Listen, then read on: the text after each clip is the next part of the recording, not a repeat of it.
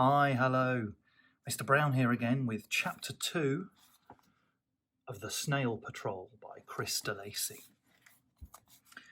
Now, it just so happened that at the very moment Darren was letting off his wolf impression, a strange little man called Albert Bunker was twiddling the settings on his wide-range early warning snowfall detector.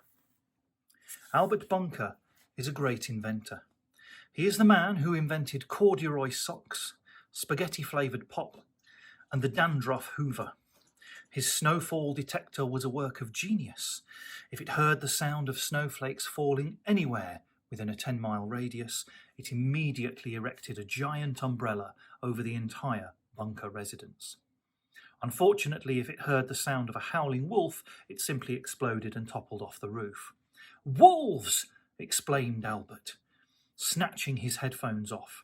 "There are howling wolves in the district, Sharon." Sharon was Albert's 11-year-old daughter. She had red hair and freckles. She was in Darren's class. "I bet it's Darren," Sharon sighed. "He always howls when he's feeling happy." Albert came over and tousled her hair. "He could be feeling lonely," he suggested hopefully. "A lonesome wolf will howl all night." "I don't think so," said Sharon in a voice as drippy as a soggy cornflake. "Darren doesn't ever get lonely, Dad." She pulled a tissue from her sleeve and blew her nose. Then she wrote Darren's name in jam on her toast, took a sip of her milk, and sighed again. Sharon Bunker is in love with Darren. In fact, she thinks he's a proper dreamboat. There's just something about him that sets her heart aflutter. At school, her desk is right behind his. She sits there during lessons with her chin on her palms, staring at Darren until her eyes go misty. She likes that sprutty bit of hair above Darren's right ear, and sometimes it's all she can do to stop herself reaching out and... "Sharon, get on with your work!" Darren, of course, completely ignores her. If Sharon so much as casts him a glance, he covers his face and picks his nose. And talking to him isn't much better. Then he pulls his jumper up over his mouth and grunts like a gorilla and ambles away with his hands in his pockets. Once, Sharon even tried writing to him. "Dear Darren, I think you are dead nice. Do you want to come and see my dad's new inventions? Lots of love and admirer, Sharon." Lots of kisses. Darren would have loved to have seen Albert Bunker's inventions, but the thought of him spending an evening near Sharon made him shiver so much his ears began to wiggle. And so the romance seemed hopelessly doomed until the first day of the Snail Patrol. The very same day that Sharon picked up a piece of paper that had fluttered off Darren's desk during history. She'd been watching him for ages, scribbling away. Somehow she could tell that his mind was not on Miss Cockrell's description of the Battle of Hastings.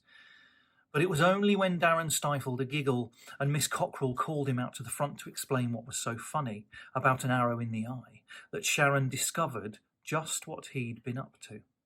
She bent down and picked up the paper, and this is what she read. "I love snails. Snails are brilliant. Snails for sale." She didn't understand why snails should be so brilliant, but the message on the paper was clear enough. So, Darren loved snails. Sharon's senses began to whir. The Bunker brain began to invent. If Darren loved snails, then perhaps she could make him a folded... Or maybe if she took him a stuck together... Or better still, what if she built him a cardboard... Suddenly the bell went, and Sharon folded the paper and leapt from her seat, and in her excitement she forgot to blow Darren his inevitable kiss as she dashed through the classroom door that night. But it didn't matter. She had just had the most fantastic idea. One that couldn't fail to impress him, one that was bound to make him swoon. That night, Sharon skipped all the way home. She swung around every lamppost in the street and sang this little song over and over. "Slugs and snails and puppy dog tails, That's what Darren is made of. Doesn't love do funny things to some people. And that's the end of chapter 2. Chapter 3, coming soon. Bye-bye now.